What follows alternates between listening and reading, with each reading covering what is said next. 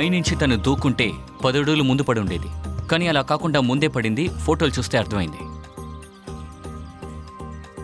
మామూలుగా suicide idea ఉన్నవాళ్ళు ఒకటి గోడెక్కి నుంచోవాలని చూస్తారు, లేదంటే ఆకాశం వైపు చూస్తారు. తను ఇటు చూసి నుంచుంది, అది కూడా తలుపును చూస్తూ. So it's not a suicide.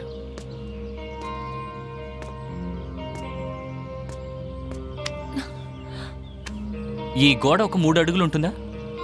నీ హైట్కే నడుం వరకు ఉంది. తనేమో నీకంటే పొట్టి. మరి ఈ గోడ తను నడుం పైకి వస్తుంది.